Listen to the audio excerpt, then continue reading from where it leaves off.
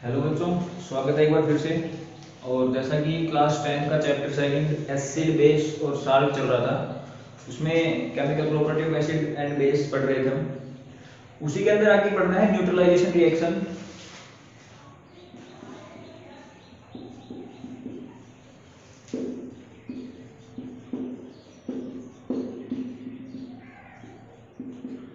Neutralisation reaction, neutral का मतलब कि कोई भी चार्ज नहीं है, ना पॉजिटिव है ना नेगेटिव है, ठीक है।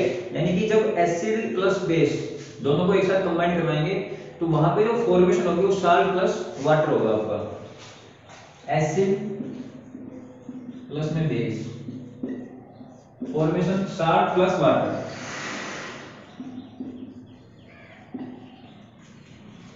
अब एसिड मान लो कोई भी लेते हैं, जैसे HCl ले लिया, प्लस में बेस ले लिया NaOH, तो साल्ट क्या बनेगा NaCl, प्लस में H और H2O वाटर, ठीक है। तो यानी कि जब भी किसी एसिड और बेस की रिएक्शन हम करवाएंगे तो वहां से क्या प्राप्त होगा, हमें न्यूट्रल यानी कि साल्ट प्राप्त होगा। उसी को हम क्या बोलेंगे, न्यूट्रलाइजेशन रिएक्शंस बोलेंगे। अब न्यूट्रलाइजेशन रिएक्शन के अंदर होता क्या है कि जब एसिड और बेस साथ कंबाइन करवाए जाते हैं तो उनमें से एक बिल्कुल क्या होगा, एक का इफेक्ट बिल्कुल कम होगा। जैसे मान लो एसिड का इफेक्ट बिल्कुल कम है तो वो बेस हो जाएगा, बेस ज्यादा उस पे हैवी हो जाएगा। और बेस का अगर इफेक्ट उस पे कम है तो एसिड ज्यादा हैवी हो जाएगा उसके ऊपर। लिख लेंगे एक बार, in neutralization reaction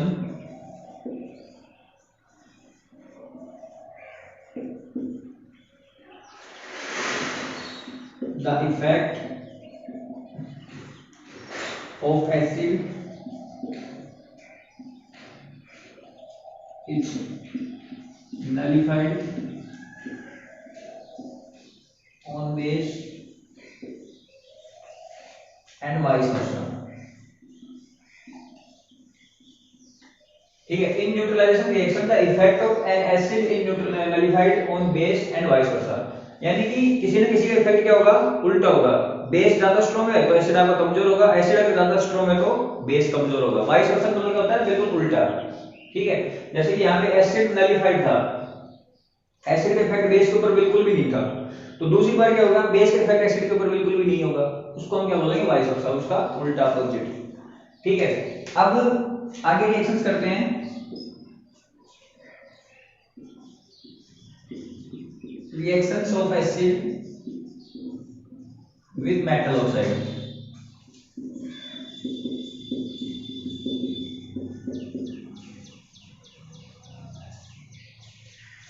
जितने भी मेटल ऑक्साइड होंगे वो सारे के सारे भी कैसे होंगे, बेसिक इन नेचर, ठीक है। उनकी जो प्रकृति होगी कैसी होगी, बेसिक होगी, एसिडिक नहीं होगी बिल्कुल भी।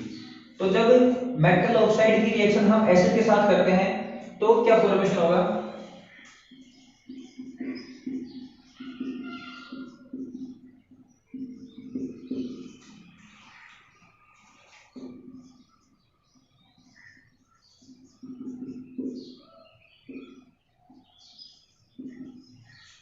साल्ट प्लस वाटर, वही सेम फॉर्मेशन होगा। मेटल ऑक्साइड जैसे मान लो कॉपर ऑक्साइड ले लिया और एसिड ले लिया, HCl ले लिया,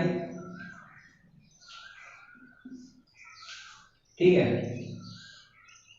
HCl करके 2, क्योंकि वहां उसके साथ रिएक्शन बैलेंस करनी होगी। तो अब यहां से क्या होगा, CuCl, साल्ट निकल जाएगा आपके, कॉपर क्लोराइड, प्लस में H2O,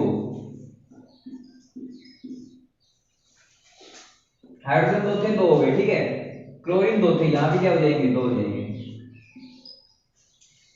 CuCl2, calcium chloride.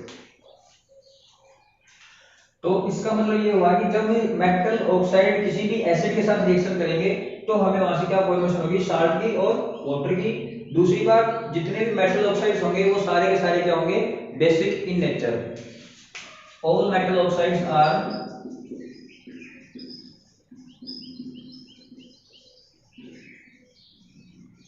Basic in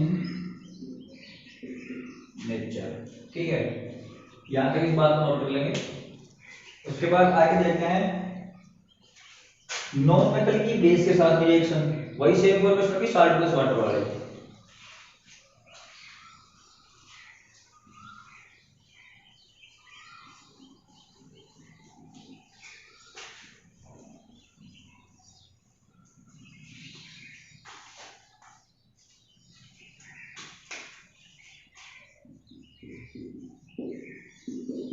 reaction of non metal oxide with base.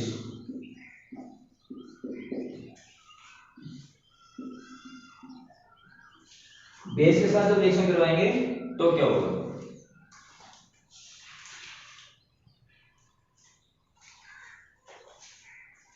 जैसे एग्जांपल के लिए लेते हैं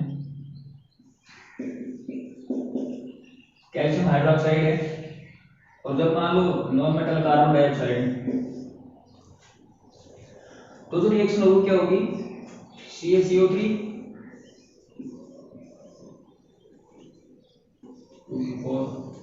प्लस में H2O,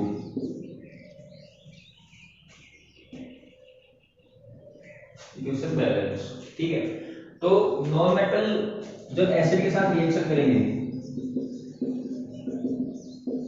प्लस में एसिड, तो भी क्या फॉर्मेशन होगी आपकी, salt plus water.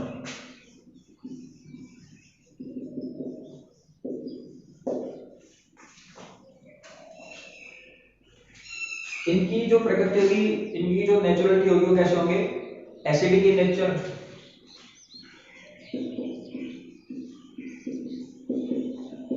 all non-metal oxides are acidic in nature। सभी की प्रकृति कैसी होगी, एसिडिक होगी सारे के सारे। अब यहाँ के बाद हम करते हैं शुरू, एक पीएच स्केल के बारे में पढ़ते हैं थोड़ा। ठीक है, पढ़ते हैं जो पीएच और उसके फायदे क्या क्या होते हैं, कहाँ कहाँ उसको हम यूज कर सकते हैं। ठीक है, उन सब के बारे में देखना है। उसके बाद में जैसे कुछ एक साल्ट वगैरह है, उसकी साल्ट फॉर्मेशन कैसे होती है वो हम देख लेते हैं एक बार।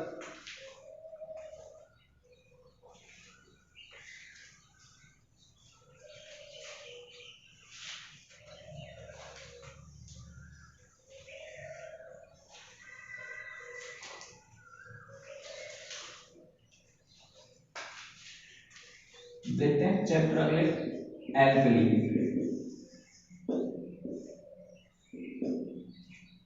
एल्कली होते क्या है, एल्कली बिल्कुल बेस होते हैं। ठीक है, एसिड का जिक्र बिल्कुल भी नहीं होगा एल्कली के अंदर। तो ऐसे बेस होते हैं जो पानी के अंदर, वाटर के अंदर डिजोल्व हो जाएंगे, उनको हम क्या बोलेंगे, एल्कली।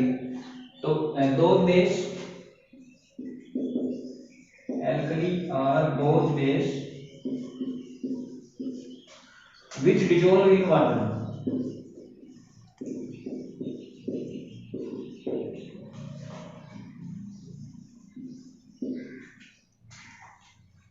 सिर्फ ऐसे बेस होंगे जो पानी के अंदर डिजोल्व हो जाएंगे, और सभी के जो सभी बेस होते हैं वो पानी के अंदर डिजोल्व नहीं होते हैं। ठीक है, all base are not dissolve in water. ठीक है, तीसरी बात क्या होगी कि जितने भी एल्कली होंगे वो सारे के सारे क्या होंगे, बेसिक होंगे, लेकिन जितने भी बेस होंगे वो सारे एल्कली नहीं होंगे। All alkali are bases but all base are not alkali.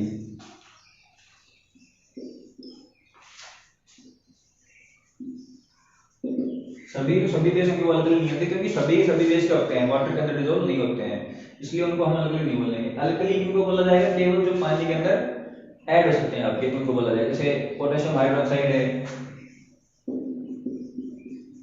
Sodium hydroxide है, ये सभी क्या है, पानी के अंदर डिसॉल्व है, तो इनको हम क्या बोलेंगे, एल्कली बोलेंगे। ठीक है, अब एक बात और, जैसे मान लो किसी एसिड को हम पानी के अंदर डाल रहे हैं, तो उस एसिड को हम पानी के अंदर ही डालना, ना कि पानी को एसिड के अंदर डालना है। ठीक है, हमेशा ध्यान ये रखना है कि जब भी हम पानी और एसिड की रिएक्शंस करवा रहे हैं, मिला रहे हैं आपस में, तो एसिड को पानी के अंदर डालना है, क्योंकि ये एक एक्सोथर्मिक रिएक्शन होती है जिसमें बहुत ज्यादा मात्रा के अंदर हीट बाहर निकलती है। और अगर हीट बाहर निकल रही है, जैसे मान लो आप वाटर ऐड कर रहे हो एसिड के अंदर, तो अचानक से अपने फेस के ऊपर आ सकती है हीट निकल करके, और उससे क्या होगा, बॉडी हार्म हो सकती है।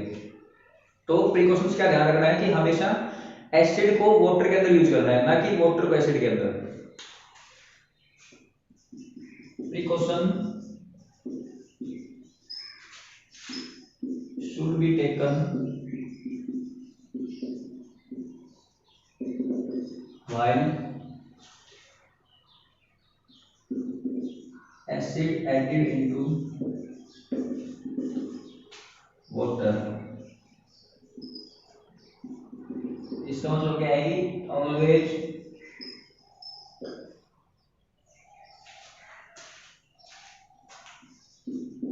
acid add into water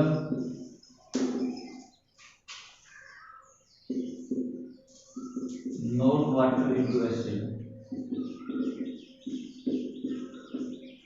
ठीक है, हमेशा पानी के अंदर क्या करना है, एसिड को डिसॉल्व करना है। क्यों? क्योंकि क्या होती है, एक एक्सोथर्मिक रिएक्शंस होती है, और एक्सोथर्मिक रिएक्शंस के अंदर क्या होती है, एनर्जी बाहर निकलती है।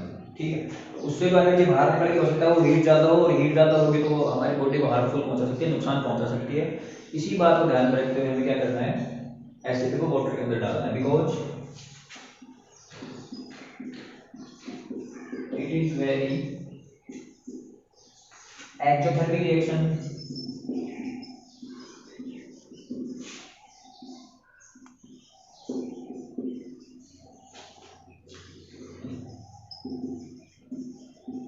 which cause body harm। इसकी वजह से क्या हो सकता है, शरीर को नुकसान हो सकता है। ठीक है, अब उसके बाद देखते हैं कि स्ट्रेंथ ऑफ एसिड और स्ट्रेंथ ऑफ बेस क्या चीजें होती हैं। अगला भी टॉपिक अपना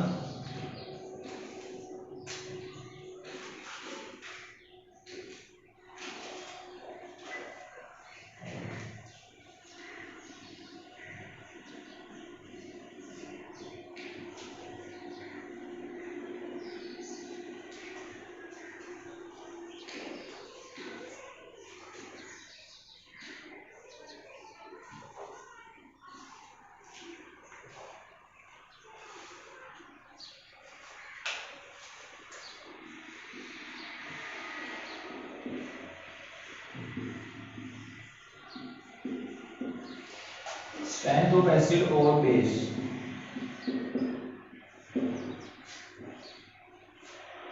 जहां पे एसिड की स्ट्रेंथ की बात हो रही है, उसका मतलब क्या है कि वहां पे H प्लस आयंस आपको ज्यादा मिल रहे हैं। ठीक है, और जहां पे बेस की स्ट्रेंथ की बात होगी, उसका मतलब क्या होगा कि OH माइनस आयन है वो आपको बहुत ज्यादा क्वांटिटी के अंदर अवेलेबल मिलेंगे। Strength of acid means more H plus ion,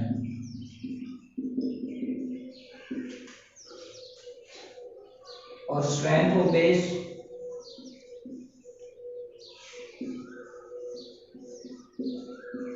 more OH minus ion.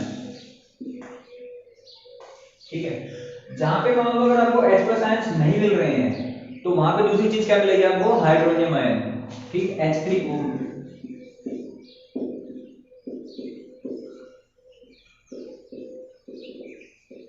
Hydronium ion मिलेंगे। ठीक है, अगर H प्लस आयंस मिल रहे हैं, इसका मतलब क्या है, एसिड है। और अगर H प्लस आयंस नहीं मिल रहे हैं, H3O माइनस मिल रहा है, तो क्या है, वो भी हाइड्रोनियम आयन है, मतलब एसिड की प्रेजेंस को ही बता रहा है। तो जहां पे ज्यादा होंगे वो स्ट्रेंथ ऑफ एसिड ज्यादा होगी, और जहां पे बेस ज्यादा होंगे यानी OH माइनस ज्यादा होंगे, वो क्या होगा, ज्यादा स्ट्रेंथ बेस होगा। अब इस स्ट्रेंथ का पता कैसे लगाया जाता है, एक पीएच स्केल होता है। ठीक है, नेचुरल प्रोसेस होता है पूरा, कि पीएच स्केल के अंदर क्या किया जाता है, स्ट्रेंथ ऑफ एसिड और बेस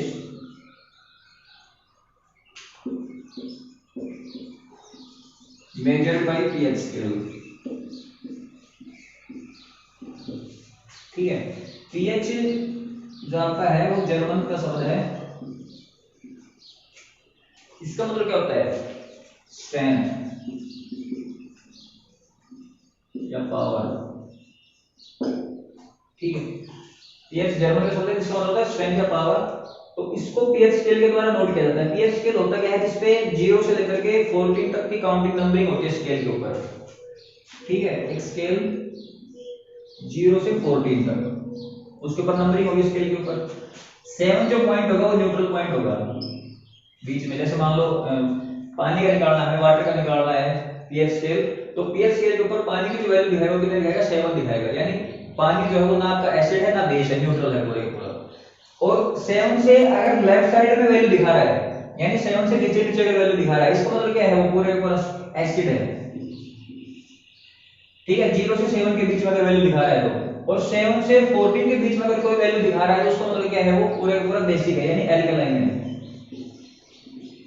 और इसी बेसिक को क्या बोलते हैं, एल्कलाइन। ये एसिडिक हो गया आपका।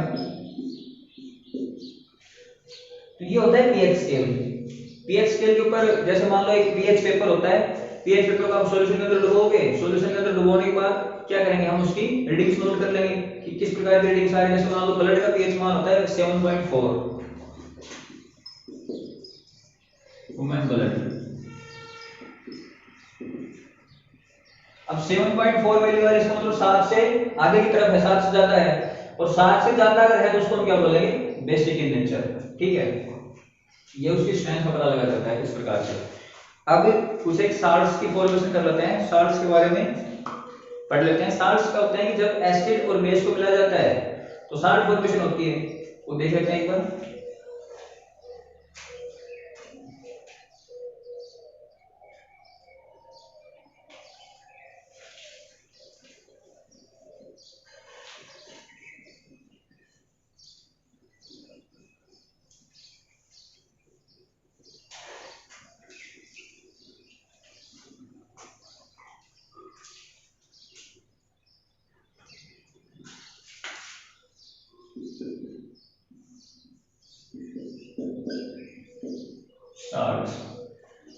साल्ट्स भी आपके दो प्रकार के होंगे, एसिडिक साल्ट्स और बेसिक साल्ट्स। एसिडिक साल्ट्स क्या होंगे, मतलब एसिड की मात्रा ज्यादा होगी यहाँ पे, तो स्ट्रॉन्ग एसिड प्लस में वीक बेस, वो अब क्या होंगे, एसिडिक साल्ट होंगे।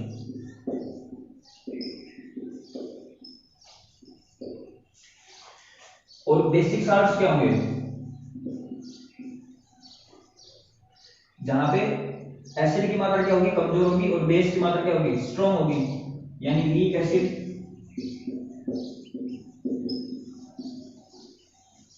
Plus strong base, basic salt.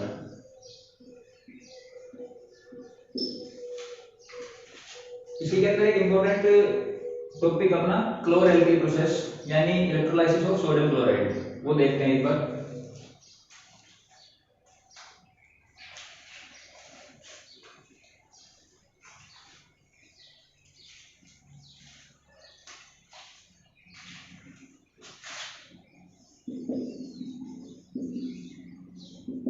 Electrolysis of NaCl,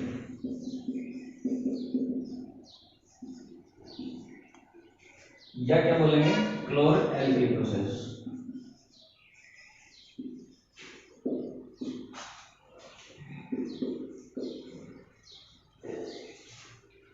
क्लोर alkali का मतलब क्या होगा कि जब सोडियम क्लोराइड यानी NaCl का इलेक्ट्रोलाइसिस करेंगे। इलेक्ट्रोलाइसिस का मतलब क्या होता है कि उसके अंदर से हम लाइट पास करेंगे। लाइट पास करेंगे तो जो रिएक्शंस होंगी उसमें से क्लोरीन गैस आपकी बाहर निकलेगी, ठीक है। क्लोरीन गैस रिलीज होगी, उसी को क्या बोला जाएगा, क्लोर एल्कली प्रोसेस बोला जाएगा। देख लेते हैं एक बार। जैसे मान लो बीकर लिया,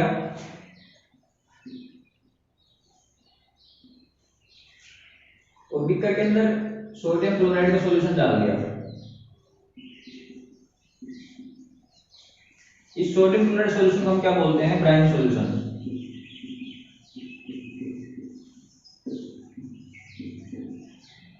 ठीक है, कुछ एक वाटर प्रेजेंट है, मान लो यहाँ पे NaCl प्रेजेंट है और वाटर प्रेजेंट है। इस साइड में मान लो Na प्लस है और Cl माइनस इधर में है, यानी ये एनोड है और ये कैथोड है और ये एनोड है। यहाँ पे पॉजिटिव चार्ज की दो रोड लगा दी, एक रोड पे पॉजिटिव है और सेकंड में नेगेटिव है, और ऊपर से कर दिया इसको बंद। बंद करने के बाद लाइट पास करवाए इसके अंदर से, ठीक है। तो जैसे ही लाइट पास होनी शुरू हो गई इसके अंदर, तो ट्रांसफर ऑफ चार्ज, ठीक है, पॉजिटिव नेगेटिव की तरफ, नेगेटिव पॉजिटिव की तरफ, ये प्रोसेस शुरू हो जाएगा। यानी कि ये सारे चार्ज इकट्ठे हो जाएंगे, ये सारे चार्ज इकट्ठे हो जाएंगे एक साथ में, और साथ साथ क्या होगी, क्लोरीन गैस आपकी बाहर निकलनी स्टार्ट हो जाएगी, यानी क्लोरीन गैस के बुलबुले बाहर निकलेंगे।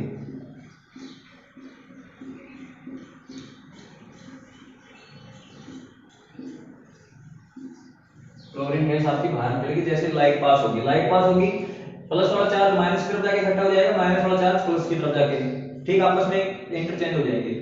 और सेकंड बात क्या होगी कि क्लोरीन गैस वहां से बाहर निकलनी स्टार्ट हो जाएगी। इसी को हम क्या बोलते हैं, क्लोर एल्कीन प्रोसेस।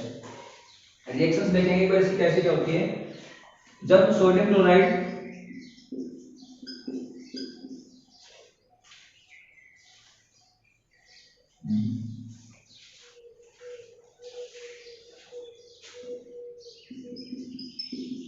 सोडियम क्लोराइड जब रिएक्शन करेगा पानी के साथ में, ठीक है, तो क्या बनेगा, सोडियम हाइड्रोक्साइड प्लस में क्लोरीन गैस बाहर निकलेगी, Cl2n,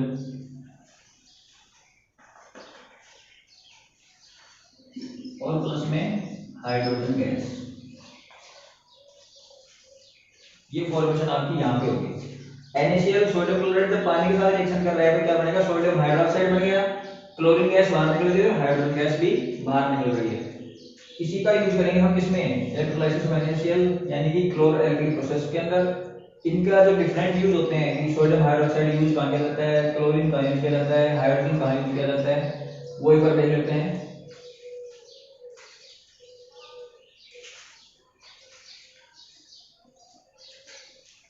usage of chlorine,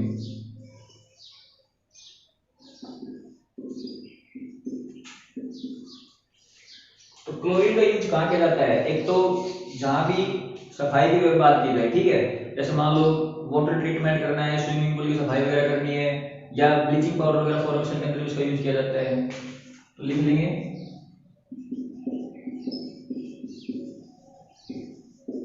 in the formation of bleaching powder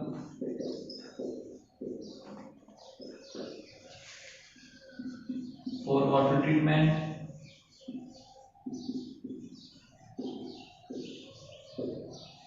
ठीक। दूसरा for cleaning swimming pool,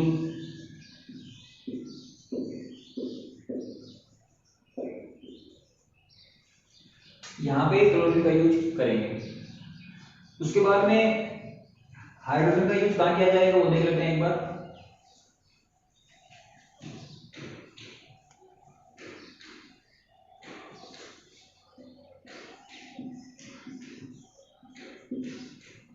usage of hydrogen,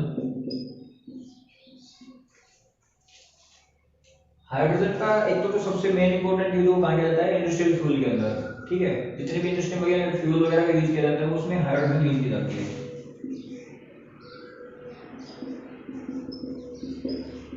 in the use of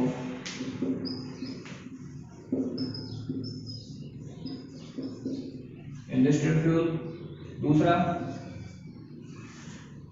fertilisation के दौरान अमोनिया बनाने में भी हाइड्रोजन गैस का यूज किया जाता है।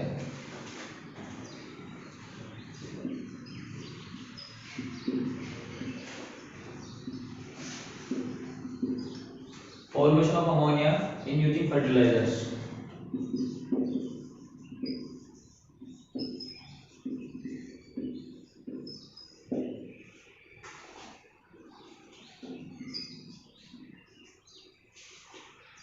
तीसरा हाइड्रोजन को एक मतलब ये समझो कि फ्यूचर फ्यूल बोला गया है, तो उसमें वो फ्यूल वाले बाद में आएगा और कोई दिक्कत। उसके बाद जो तीसरा बन गया सोडियम हाइड्रोक्साइड का यूज कहाँ किया जाता है वो देख लेते हैं।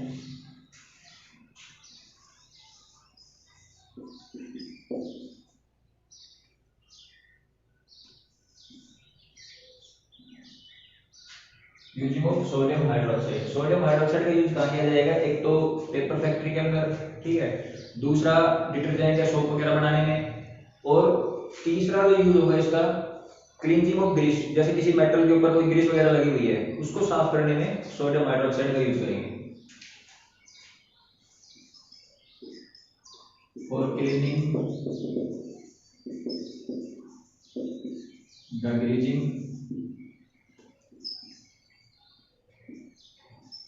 यूज इन पेपर फैक्ट्री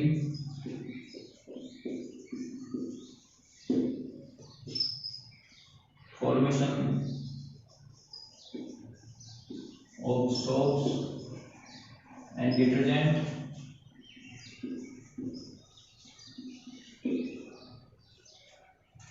ठीक, यहाँ पे हम क्या करेंगे सोडियम हाइड्रोक्साइड का यूज करेंगे।